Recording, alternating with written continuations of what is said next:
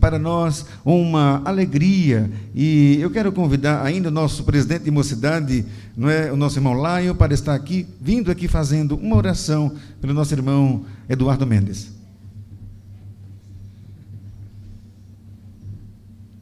Vamos orar aqui pelo nosso irmão Eduardo. Oremos. Senhor nosso Deus, queremos desde já te agradecer pela tua mão, pelo teu agir até aqui nesse culto. Obrigado pelo louvor, pelos momentos que tivemos aqui. Queremos te pedir, Senhor, ser com o nosso irmão Eduardo.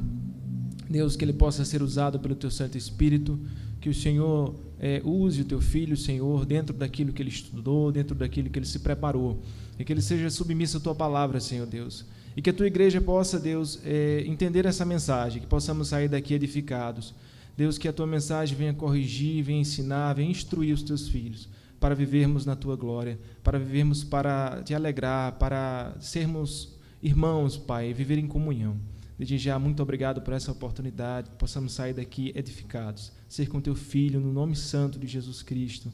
Amém.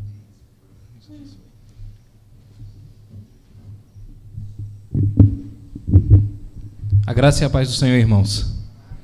É uma alegria estar aqui mais uma vez, e dessa vez para trazer a palavra do Senhor, né, a convite do pastor Alessandro. Estou muito feliz, né, de conhecer mais alguns irmãos que ainda não conhecia, né, alguns já conhecia, já éramos colegas de banda, né, assim, de equipe de louvor, tocamos juntos, outros ainda não conhecia. Como ele falou, trago um abraço lá da Igreja Presbiteriana na cidade de Desterro, lá no sertão da Paraíba, no interior, cidade pequena, mas que tem uma igreja presbiteriana forte, com irmãos que amam a palavra de Deus, né? E espero que vocês possam algum dia ir lá nos visitar também e conhecer também aquela igreja, que também é uma bênção. Então vamos abrir nossas Bíblias no Salmo de número 81.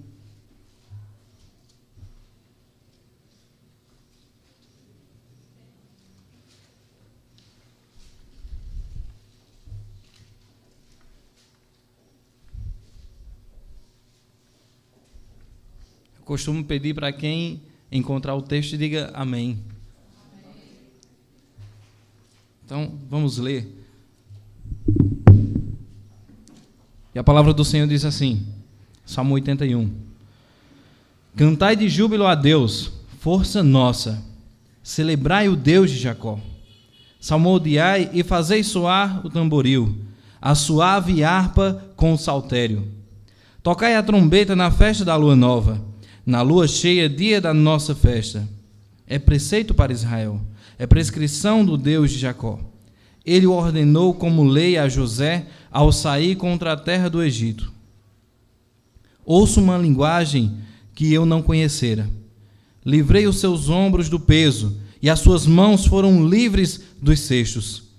Clamaste na angústia e te livrei. Do recôndito do trovão eu te respondi, e te experimentei junto às águas de Meribá. Ouve, povo meu, quero exortar-te, ó Israel, se me escutasses. Não haja no meio de ti deuses alheio, não haja no meio de ti Deus alheio, nem te prostres ante Deus estranho. Eu sou o Senhor teu Deus, que te tirei da terra do Egito. Abre bem a boca e te encharei. Mas o meu povo não me quis escutar a voz, e Israel não me atendeu. Assim deixei-o andar na teimosia do seu coração. Siga os seus próprios conselhos. Ah, se o meu povo me escutasse, se Israel andasse nos meus caminhos, eu de pronto lhe abateria o inimigo. Ele deitaria mão contra os seus adversários. Os que aborrecem ao Senhor se lhe submeteriam, e isso duraria para sempre. Eu o sustentaria com o trigo mais fino, e o saciaria com o mel que escorre da rocha. Oremos. Senhor, nosso Deus e Pai, aplica a Tua palavra em nossos corações nessa noite.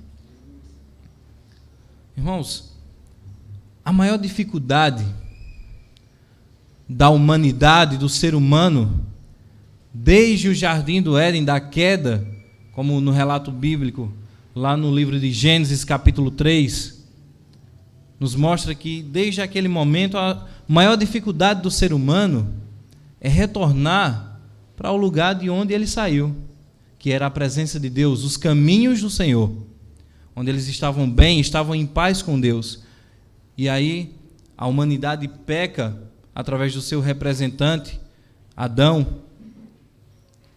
E a partir daí, Deus promete um Salvador. Para quê? Para que o ser humano, para que a humanidade voltasse aos caminhos do Senhor. E o homem incapaz de voltar por si próprio a andar nesses caminhos. O homem incapaz de dizer, eu quero voltar, ou então de ele mesmo voltar. Porque só o próprio Deus, com sua poderosa mão, pode tirar o homem do seu estado de pecado, de queda, e trazê-lo de volta aos seus caminhos. Isso, o nosso Catecismo de Fé, no seu capítulo 9, no parágrafo 3º, diz o seguinte: o homem, ao cair no estado de pecado, perdeu todo o poder de vontade quanto a qualquer bem espiritual que acompanha a salvação. De sorte que um homem natural, inteiramente avesso a esse bem e morto no pecado, é incapaz de seu próprio poder converter-se ou mesmo preparar-se para isso.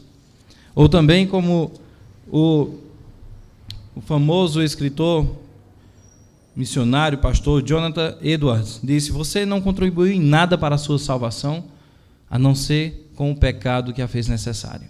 Então, aqui fica bem claro que o homem é incapaz de voltar para Deus por si só. Mas Deus, misericordioso como Ele é, estendeu a sua mão e nos predestinou antes da fundação do mundo, nos escolheu a dedo para que regressássemos ao seu caminho, para que voltássemos à sua presença. Aqueles que foram um dia caíram junto com Adão no seu pecado no Jardim do Éden. E o que isso tem a ver com o texto que nós lemos, com um salmo tão bonito, que começa dizendo: louvai ao Senhor, exaltai o seu nome, falando de festas, falando de alegria. Mas esse salmo, ele não pode ser simplesmente colocado junto com e apresentado com o conjunto dos outros salmos que simplesmente tem a temática de louvor e adoração a Deus, como ele começa. Mas se você observar esse texto, a riqueza que ele traz para nós, ele fala, é um pedido de Deus para que Israel, o seu povo, como ele diz no versículo 8, o meu povo, me escute. É um pedido de Deus para que Israel se lembrasse do êxodo e da apostasia daqueles tempos, que eles saíram, que Deus tirou eles da terra do Egito, da escravidão, trouxe eles para uma terra que mana leite e mel. E mesmo assim, o povo se distanciou de Deus e começou a andar pelos seus próprios caminhos, fazendo as suas próprias vontades, criando os seus próprios deuses para atenderem os seus desejos pecaminosos. E Deus diz: não façam isso, voltem, me escutem. Esse é o clamor do Senhor: voltem aos meus caminhos. Porque era um povo que não deixou de ser povo de Deus. É tanto que ele continua a dizer: o meu povo não deixou de ser povo de Deus, mas deixou de andar nos caminhos do Senhor. Eis aí a diferença de deixar de ser povo de Deus e de deixar de obedecer ao Deus que é o governante do povo. E é essa a aplicação que eu quero trazer para nós, que nós, por mais que sejamos chamados de povo de Deus, não podemos nunca deixar de andar nos caminhos dele. E eu quero tratar com vocês sobre isso. Quero falar hoje um pouco mais sobre como andar nos caminhos do Senhor. Parece fácil abrir a Bíblia e ver o decálogo, os 10 mandamentos, dizendo: não matarás, não roubarás. Você, é só isso? É fácil, eu não mato, eu não roubo. Eu sou crente, eu venho para a igreja, eu tenho o nome de crente, eu tenho um terno bonito. Certo? Não é isso. Como andar nos caminhos do Senhor? A expressão caminhos do Senhor é uma metáfora, né? Algo que representa a intimidade com Deus, o relacionamento com o Senhor. Isso é o que Deus está dizendo aqui ao povo. Voltem a se relacionar comigo. Eu sou um Deus pessoal. Eu sou um Deus que falo com o povo, um Deus que trata o povo como filhos. Então se relacionem comigo. Qual é o filho que não se relaciona com o pai? Como um filho pode ser filho se ele não fala com o pai, se ele não obedece ao pai? Não pode ser assim. Então, como andar nos caminhos do Senhor? Vamos ver, de começo, que é tendo compromisso com Ele. Veja o versículo 9, não querendo forçar o texto, mas que diz: não haja no meio de ti Deus alheio, nem te prostres ante Deus estranho. Um compromisso com Deus e somente com Ele. Quando o povo fazia outros deuses, eles estavam em quê? Em prostituição, se prostituindo com outros deuses. Para que eram esses deuses? Para satisfazerem os seus próprios desejos, para tirarem o compromisso que era sério, que era santo com Deus, e fazerem um compromisso com eles mesmos, para atenderem os seus próprios desejos e oferecerem sacrifícios a deuses que iriam concordar com o pecado deles e não cuidar do pecado deles, e não tratar do pecado deles. E quantas vezes nós não queremos compromisso com Deus? Nós queremos que Deus seja Deus lá no lugar dele e nós aqui fazendo a nossa própria vontade. E queremos que Deus não nos julgue pelos nossos pecados e não nos trate pelos nossos pecados. Queremos que Deus simplesmente olhe, fique lá no seu lugar, que a gente venha para a igreja, louve o nome dele e está bom demais. O relacionamento com Deus é esse, distante, de chegar na igreja, bater palmas, chegar na igreja, cantar um louvor e acabou. Esse é o nosso compromisso. Não queremos compromisso com Deus em casa. E esse não pode ser o evangelho. Isso não é andar nos caminhos do Senhor. O Senhor não te chamou para isso. Não tirou você do pecado, de uma situação de queda e miserabilidade, para trazer você para um lugar para você continuar do mesmo jeito e tendo um relacionamento falho com Ele. Ele quer um relacionamento sincero, um relacionamento de pai para filho. E para isso é necessário um compromisso, que é derivado da aliança que Ele fez conosco. No tempo do Velho Testamento, aqui, aliança feitas com Abraão, alianças das obras, pacto das obras, e agora na nova aliança, a aliança de Cristo, a aliança da graça, e Ele quer que nós tenhamos um compromisso com Ele, porque Ele fez uma aliança. Estão vendo essa aliança aqui no meu dedo, meu velhinho já, com 7 anos, não adianta eu fazer essa aliança com a minha esposa, mas não ter um compromisso com ela, e ter outras mulheres. De que vai adiantar essa aliança se não houver compromisso? De que vai adiantar essa aliança se eu não tenho respeito por ela, se ela adoece eu não ligo, se não me comunico com ela, se não me importo com ela? Tem só uma aliança e um documento para representar que somos casados? Isso não é relacionamento. Relacionamento é derivado da aliança. E nós temos que ter esse compromisso com Deus, esse relacionamento com Deus, que é derivado da aliança que Ele fez conosco, do seu sangue precioso, alto preço, pago naquela cruz por nós. Um compromisso sincero, de não sermos crentes somente na igreja, de não querer ser crente em casa, de chegar na igreja, abrir a Bíblia e se surpreender com um versículo e dizer: eu não sabia que existia esse versículo na Bíblia, porque não lê a Bíblia em casa. De chegar na igreja e os filhos, como muitas vezes, dizem: é tão bom estar na igreja, né? Que o pai, a mãe, o tio é uma boa pessoa na igreja. mas em casa, não. É um monstro que grita, que berra, porque o compromisso dele não é com Deus, e sim com a igreja, com o pastor. Pessoas que não vêm para a igreja quando o pastor não está. O pastor Alessandro vai tirar férias, 1 ano de férias, 1 ano sabático, e aí as pessoas passam 1 ano sem vir na igreja. Não estou dizendo que isso acontece aqui, certo? Estou falando pela realidade que o evangelho de hoje vive e que precisa ser tratado, e que as pessoas precisam ter um compromisso com Deus, independentemente do irmão que está do seu lado, independentemente do pastor que está na igreja. Um compromisso sincero com Deus, porque quando nós temos um compromisso sincero com Deus, nós honramos todos os outros compromissos.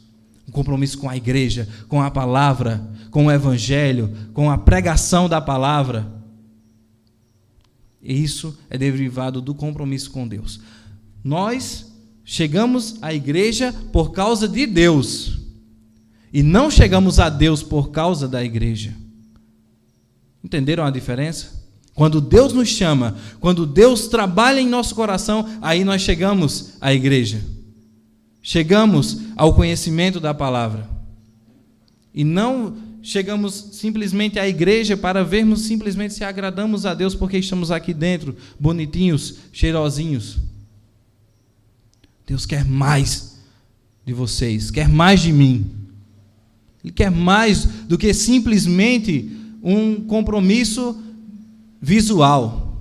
Ele quer que você faça parte da igreja invisível, da igreja que nós não podemos ver, mas Ele sabe quem são.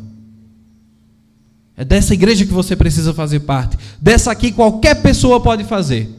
Eu tenho certeza que o pastor Alessandro não vai fechar as portas para qualquer pessoa que quiser entrar aqui e assistir o culto.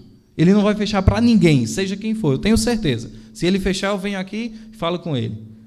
Ele não fecha as portas para ninguém, porque dessa igreja aqui é muito fácil fazer parte. E olha que tem gente que ainda acha difícil, ainda acha que é um compromisso árduo ter que estar aqui na igreja de 15 em 15 dias.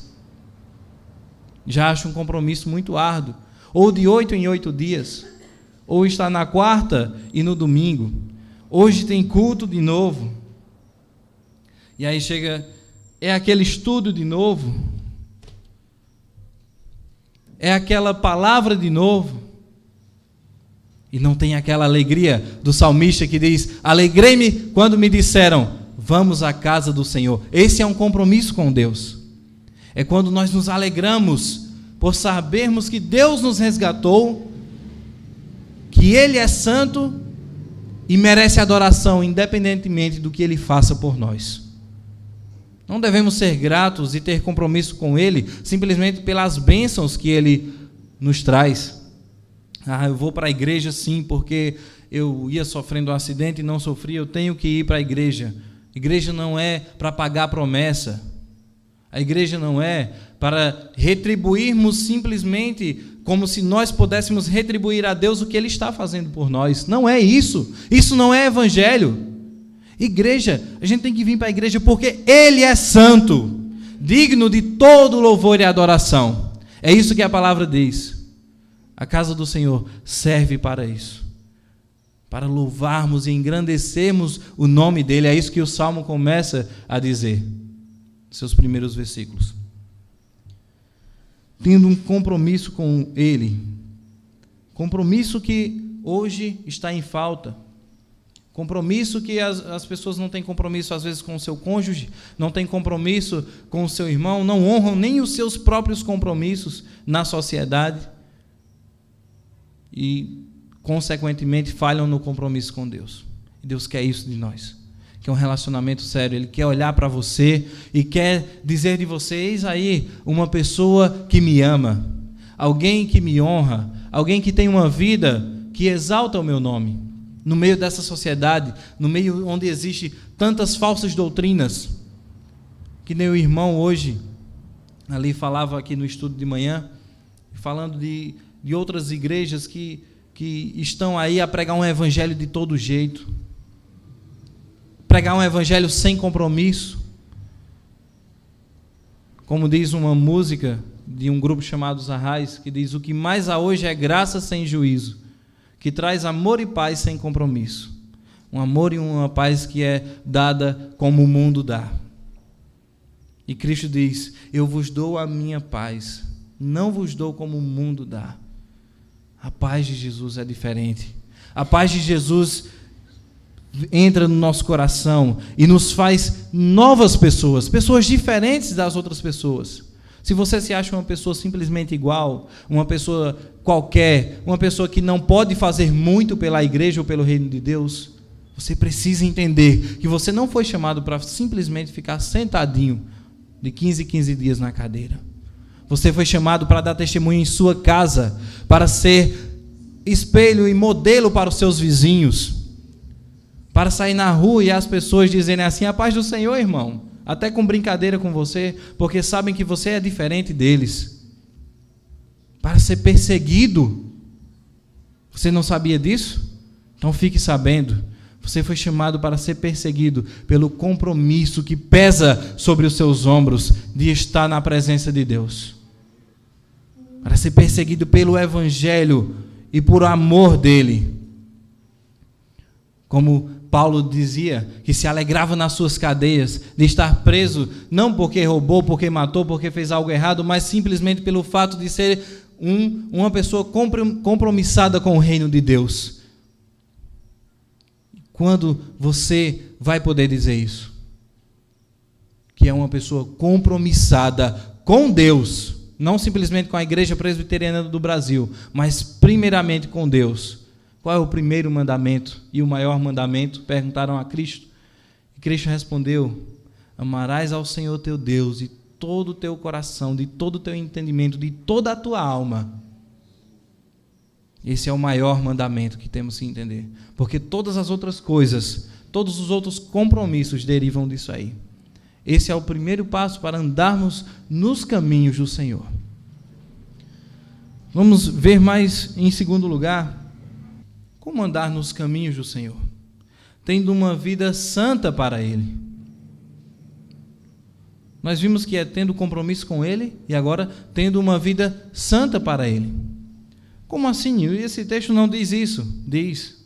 Ele diz que o povo não escutou a Ele. E sabe o que ele disse? Lá em Levítico 11, 44 e 45 ao povo: sede santo, porque eu, o Senhor teu Deus, sou santo. E por isso, porque eles não ouviram esse mandamento de Deus, essa voz do Senhor, Deus deixou que eles andassem nos seus próprios caminhos. E porque não havia castigo nem cobrança direta de Deus, as pessoas achavam que estavam fazendo a melhor coisa do mundo. É o que acontece hoje. Às vezes você não tem aquela cobrança, aquele castigo, você não vai ser fulminado imediatamente se você cometer algum pecado. Deus não vai fazer isso com você. Ele não vai te matar imediatamente se você pecar. Então muita gente acha que está tudo bem. Não precisa ser separado, não precisa ser santo. Porque não tem um castigo imediato. Mas ele disse: sede santo porque eu sou santo, e é necessário que para andar nos caminhos do Senhor sejamos santos. Mas como assim santo? Santo não é uma pessoa perfeita? Santo não é uma pessoa que está acima dos outros? Na nossa região, acostumados a ver o catolicismo e imagens com nomes de santos, né, pessoas lá que realizam milagres. Mas o conceito de santidade bíblica não é esse. O conceito de santidade bíblica é você ter consciência de que o seu compromisso com Deus te faz ser diferente das outras pessoas, te faz ser separado deste mundo e das coisas que esse mundo oferece, dos desejos que esse mundo leva você a cometer, do desejo de não ser dessa igreja, daquela coisa de que quando você está no meio dos seus amigos, você não tem coragem de falar da palavra de Deus. Na escola, você se vê um irmão da igreja, se esconde dele porque tem vergonha. Santidade é você, em todos os lugares onde você está, você ser diferente. Você fugir dos maus caminhos, fugir das coisas que não são coisas de Deus. Estou com um livrinho aqui, Conhecer Jesus é Tudo, de Alejandro Bulon. E no seu capítulo 7, ele fala: é possível ser perfeito?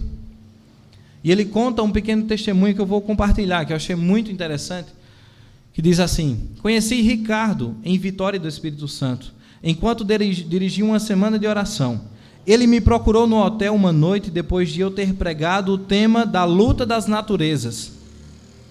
Pastor, ele disse, acho que Deus é de certa maneira injusto ao pedir de nós perfeição. Ele sabe que nascemos com natureza pecaminosa e que isso nos leva constantemente a errar. Já fiz tantas coisas erradas na vida, não há maneira de eu ser perfeito. Não é assim que nós pensamos? Não há como nós sermos perfeitos. Somos falhos, fracos. E aí o pastor diz: para entender esse assunto de perfeição é preciso analisar a vida de alguns homens que Deus considerou perfeitos. De Enoque, por exemplo, a Bíblia diz: andou Enoque com Deus. E esse já não era, porque Deus o tomou para si. Para Deus levar alguém para junto dele, essa pessoa tem que ser perfeita, não tem? Era um homem aqui da terra, mas ele andou com Deus. É possível você andar com Deus, meu irmão. É possível você ter uma vida nos caminhos do Senhor perfeitamente. Quer outro exemplo? Tem mais uma aqui. Mais um. Analisamos o caso de Noé. As Escrituras afirmam: Noé era homem justo e íntegro entre os seus contemporâneos. Lá em Gênesis 6:9. Não seria maravilhoso se um dia Deus dissesse isso de você?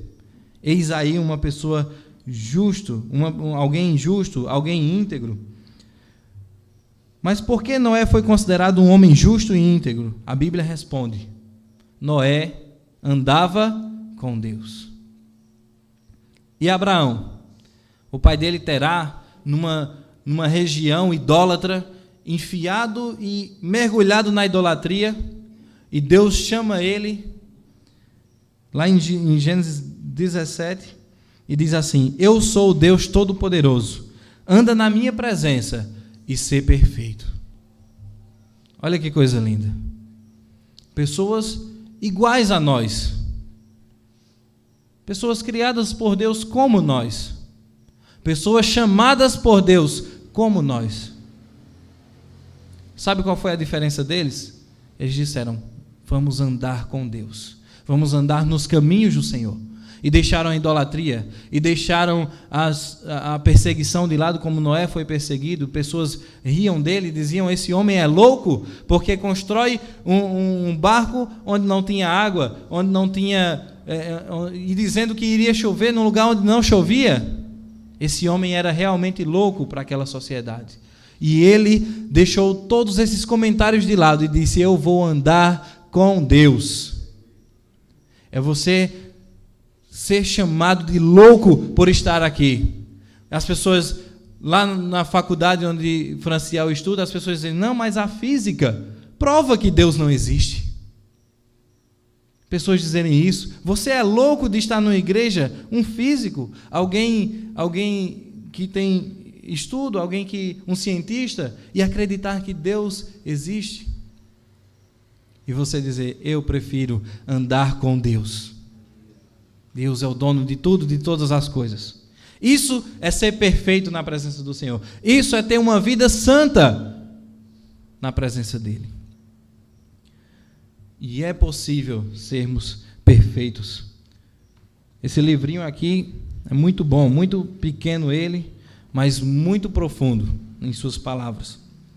E que deixa bem claro aqui que quando nós ouvimos a voz de Deus dizendo: sede santo porque eu sou santo, e tomamos isso para nós nos tornamos pessoas que andam com Deus diretamente. Você diz: mas eu, tão pecador, tão pobre, tão miserável. Mas você tem alguém do seu lado. Se Deus é por nós, quem será contra nós? Não é verdade? Então podemos estar com Deus, Ele quer estar conosco, porque Ele diz, olha aí o versículo 13, Ele diz: se o meu povo me escutasse, se Israel andasse nos meus caminhos. Você diz: se eu tivesse um carro daquele. Quando você diz isso, é o quê? É um desejo, né? Você diz, se eu ganhasse na Mega Sena. É um desejo, é uma expressão de um desejo. E aqui, a expressão que Deus usa, se o meu povo me escutasse. Escutem a voz de Deus, escutem a sua palavra.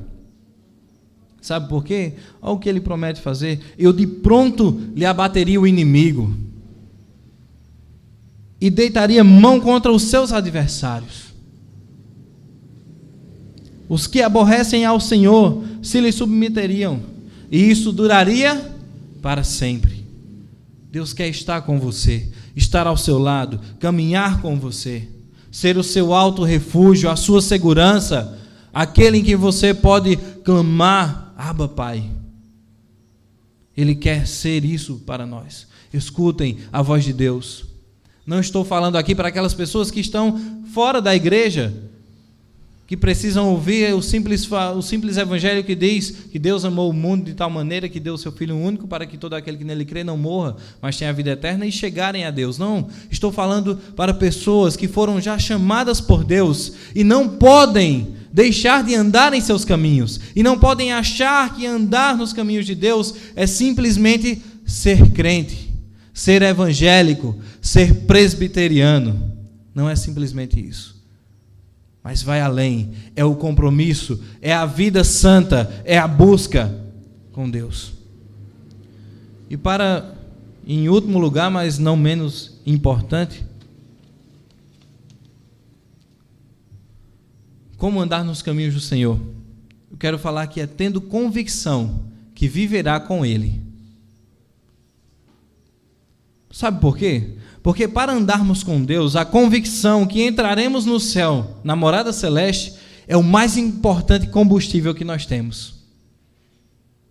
Mais uma vez vou citar o irmão ali, o nosso diácono ascendente, não é isso? Ele dizia hoje, né, que foi perguntado quantas pessoas tinham certeza de salvação em um determinado lugar e poucas pessoas se levantaram. Então, se você não tem convicção que você vai morar no céu, você não vai andar com Deus aqui na terra. Porque nós só andamos com Deus, nós só caminhamos com Deus aqui para irmos morar no céu, onde podemos glorificá-lo e gozá-lo para sempre. Então, essa convicção nós temos que ter no coração, como crentes, como cristãos, e querer que os outros tenham também. Convicção que entraremos no céu. E quem nos dá essa convicção? A própria palavra de Deus. 1 João 5,12. Quem tem o Filho, tem a vida. Quem não tem o Filho, não tem a vida. E se você diz, eu sou uma pessoa que tem um compromisso com Deus, eu sou alguém que quero ser santo, separado deste mundo, você tem que ter a convicção que vai morar com Ele. Eu vou morar porque eu tenho o Filho que entregou a vida por mim, para me salvar. A salvação está em suas mãos, nas mãos de Cristo, não nas suas, mas nas mãos de Cristo. João, capítulo 1, versículo 4. Se Vitor estivesse aqui, meu filho, ele iria dizer, ele está aí, Tiama? Nele estava a vida, e a vida era a luz dos homens. Esse texto diz. E a vida está nele, em Cristo. E se você tem Cristo, não tenha dúvida que você irá desfrutar das bênçãos celestiais e do reino dos céus. Você foi chamado para isso. Chamado, regenerado, santificado, para ir morar no céu. Uma pessoa que está sendo trabalhada e moldado a cada dia. João 3,16, que eu já citei aqui, que diz que, o finalzinho diz que para todo aquele que nele crê, não morra, mas tenha a vida eterna. Você tem certeza disso? Que você vai morar no céu? Que você vai estar com Deus um dia? E se for amanhã? Você tem certeza? Você está com compromisso em dias? Você está com a vida santificada? Você está certo de que vai morar no céu? Espero que todos estejam. Porque é para estarmos. Como não?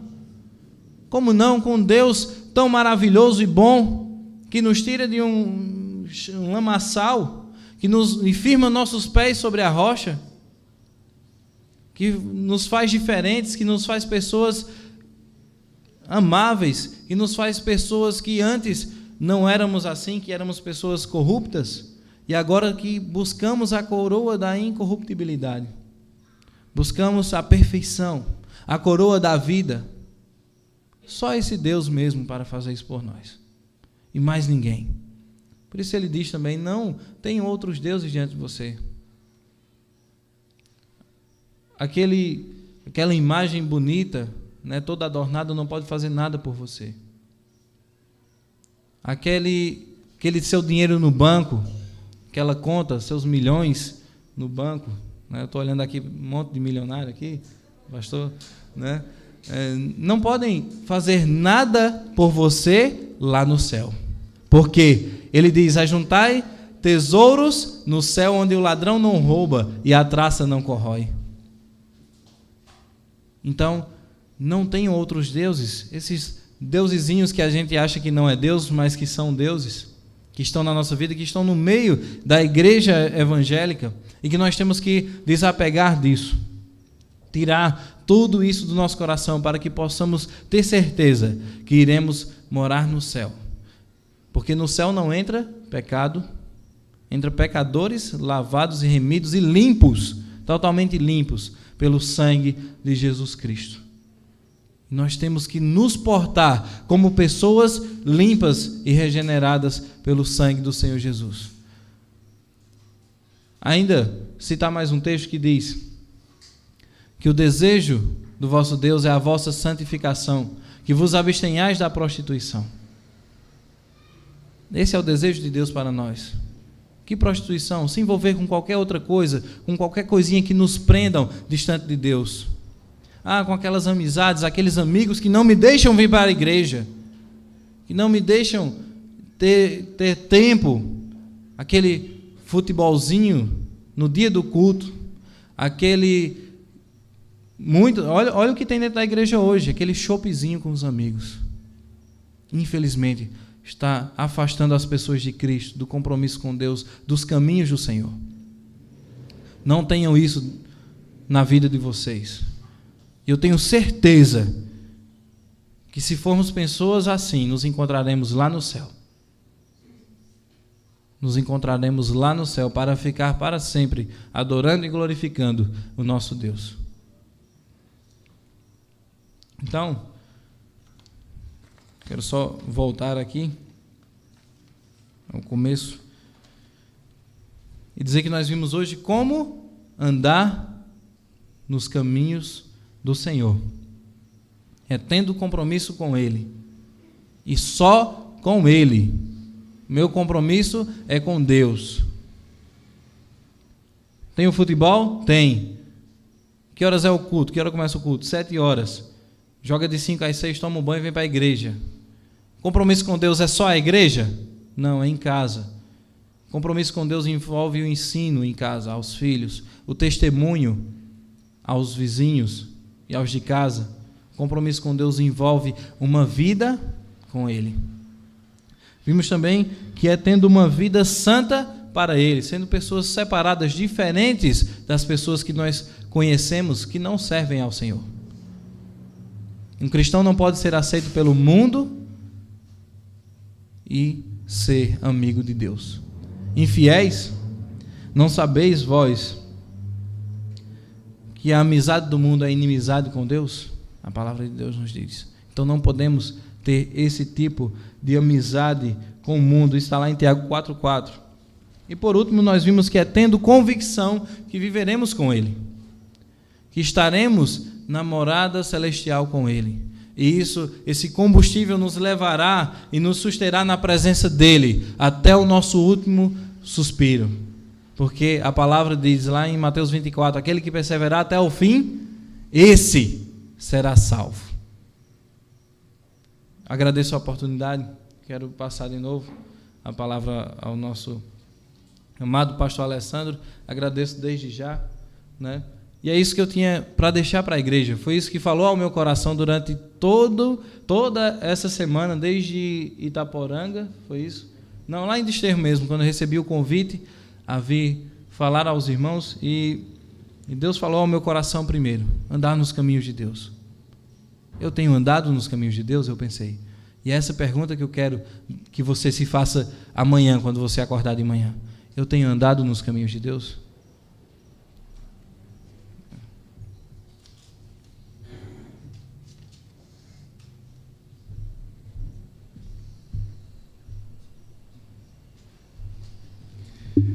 Aleluia. Ah, se o meu povo me escutasse. Irmãos, só um vivo pode ouvir a voz de um Deus vivo. Aleluia. Quero convidar o grupo de louvor nesta hora, nossa irmã Tielma. Quero registrar a nossa alegria em poder ouvir a santa, inerrante e infalível palavra de Deus. Vamos louvar ao Senhor nesta hora com a canção Não se turbe o vosso coração.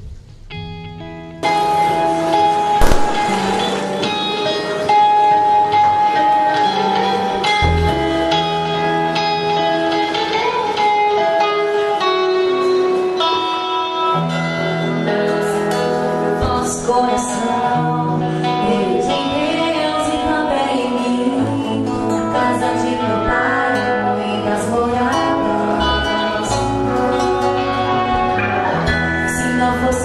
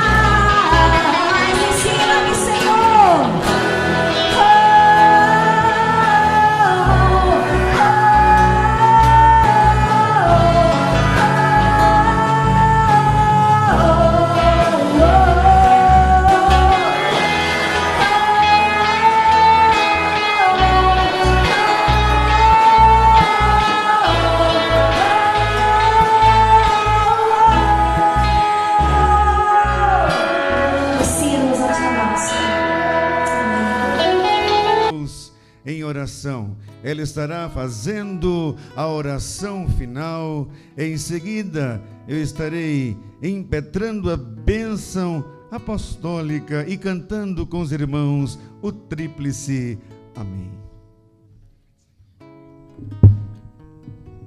Oremos.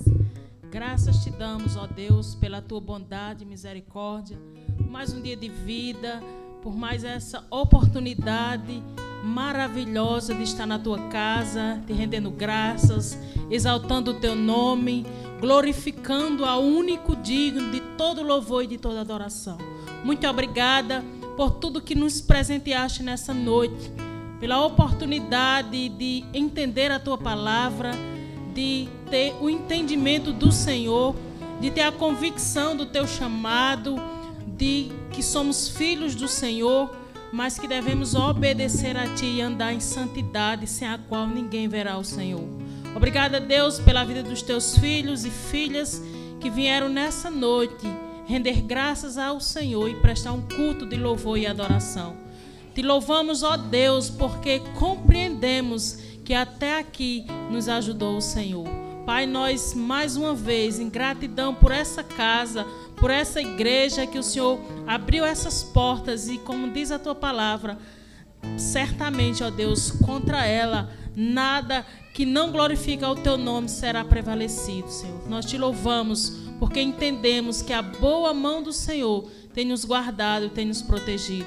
Suplicamos ainda, ó Deus, que nos guarde, que nos abençoe durante toda a semana, que louvemos o teu nome a cada novo amanhecer, reconhecendo o teu senhorio em nossas vidas. Que possamos de fato e de verdade viver uma vida diferente e sermos luzeiros nesse mundo contaminado. Deus, nós te suplicamos que nos leve em paz para os nossos lares, que acampe os teus anjos ao nosso redor, nos protegendo, nos livrando, nos segurando, ó Deus, para que, como diz a tua palavra, aquele que estiver de pé, que ore para que não caia. Senhor, nós te suplicamos por a vida daqueles teus filhos que não vieram nessa noite.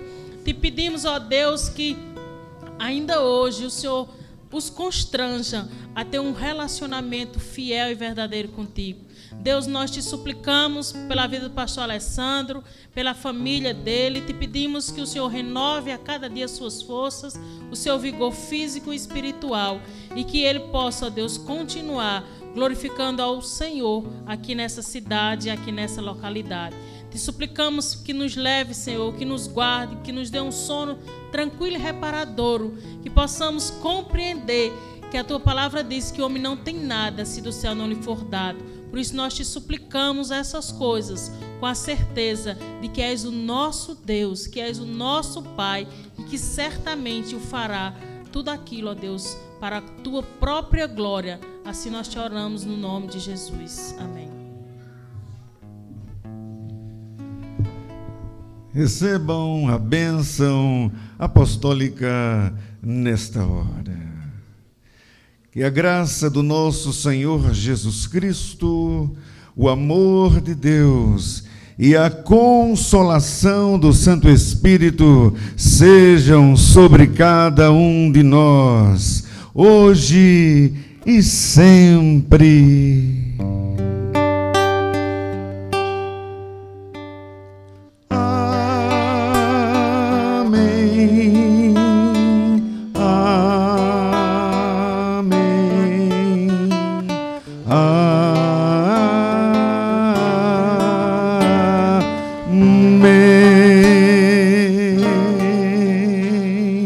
Amém, amém e amém. Abraça o irmão que está do seu lado, deseja a ele e a ela uma ótima semana e que o Senhor nos abençoe no nome de Jesus.